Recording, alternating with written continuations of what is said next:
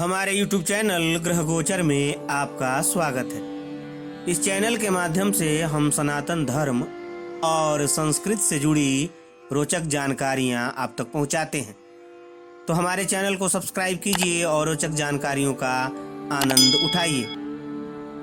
आज हम बात करेंगे गुरु पूर्णिमा की। आषाढ़ महीने की पूर्णिमा को गुरु पूर्णिमा के रूप में मनाया जाता है। सनातन संस्कृति में गुरु को साक्षात परब्रह्म माना गया है।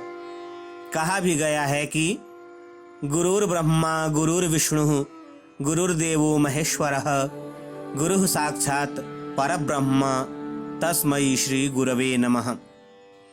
दरअसल गुरु ही हैं जो इस संसार रूपी भवसागर को पार करने में हमारी सहायता करते हैं। गुरु के ज्ञान और दिखाए गए मार्ग पर चलकर व्यक्ति मोक्ष को प्राप्त करता है। हमारे शास्त्रों में कहा गया है, अज्ञान तिमिरांधस्य ज्ञानांजन शलाकया चक्षुः उन्मीलितं येन तस्मै श्री गुरवे नमः। यानी अज्ञान रूपी अंधकार में ज्ञान रूपी अंजन की शलाका से जो हमारी आंखें खोलते हैं, उन गुरु के लिए नमस्कार है। गुरु की इसी महत्ता को स्मरण और उसे आत्मसात करने के लिए हर वर्ष आषाढ़ महीने की पूर्णिमा को गुरु पूर्णिमा मनाई जाती है। इस वर्ष 5 जुलाई दिन रविवार को गुरु पूर्णिमा है। माना जाता है कि आषाढ़ शुक्ल पक्ष की पूर्णिमा को ही महाभारत के रचयिता कृष्ण द्वैपायन व्यास का जन्म हुआ था। वेद व्यास ने महाभारत के साथ ही कई पुराणों की भी रचना की। वेदों को विभाजित करने का श्रेय भी इन्हीं को दिया जाता है। व्यास जी ने वेदों को अलग अलग खंडों में बांटने के बाद उनका नाम ऋग्वेद, यजुर्वेद, सामवेद और अथर्ववेद रखा। वेदों का इस प्रकार विभाजन करने के कारण ही वह वेद व्यास के नाम से प्रसिद्ध हुए। उन्होंने ऋग्वेद, यजुर्वेद, सामवेद और अथर्ववेद का ज्ञान अपने प्रिय शिष्यों वैशंपायन, सुमंत मुनि, पैल और जैमिन को दिया।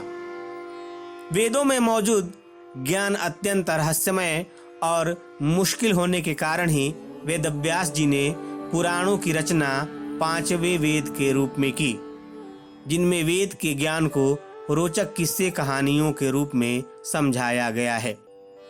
इसी कारण इनका नाम वेदव्यास पड़ा था। वेदव्यास जी को आदि गुरु भी कहा जाता है, इसलिए गुरु पूर्णिमा को व्यास पूर्णिमा के नाम से भी जाना जाता है। हमें भी अपने गुरुओं को व्यास जी का अंश मानकर उनकी पूजा करनी चाहिए। चलिए अब जान लेते हैं कि गुरु पूर्णिमा की पूजन विधि क्या है। प्रातःकाल स्नान आदि नित्य कर्म कर उत्तम और शुद्ध वस्त्र धारण करना चाहिए। व्यास जी के चित्र को सुगंधित फूल या माला चढ़ाकर अपने गुरु के पास जाना चाहिए। गुरु को ऊंचे सुसज्जित आसन पर बैठाना चाहिए। इसके बाद वस्त्र, फल, फूल और माला अर्पण कर अपनी सामर्थ्य के अनुसार दक्षिणा दें और उनका आशीर्वाद लें। इस दिन केवल गुरु की ही नहीं, अपितु परिवार में जो भी बड़ा है अर्थात माता पिता, भाई बहन आदि को भी गुरु तुल्य समझना चाहिए। चलिए अब जान लेते हैं गुरु पूर्णिमा का महत्व क्या है। गुरु की कृपा से ही विद्यार्थी को विद्या आती है और उसके हृदय का अज्ञान और अंधकार दूर होता है। गुरु का आशीर्वाद ही प्राणी मात्र के लिए कल्याणकारी, ज्ञानवर्धक और मंगल करने वाला होता है। संसार की संपूर्ण विद्याएं गुरु की कृपा से ही प्राप्त होती हैं। गुरु से मंत्र प्राप्त करने के लिए भी यह दिन श्रेष्ठ है।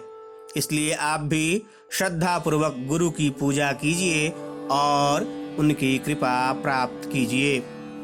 गुरु गोविंद दोऊ खड़े, काको लागू पाए, बलिहारी गुरु आपनो, गोविंद दियो बताए। ओम श्री गुरवे नमः।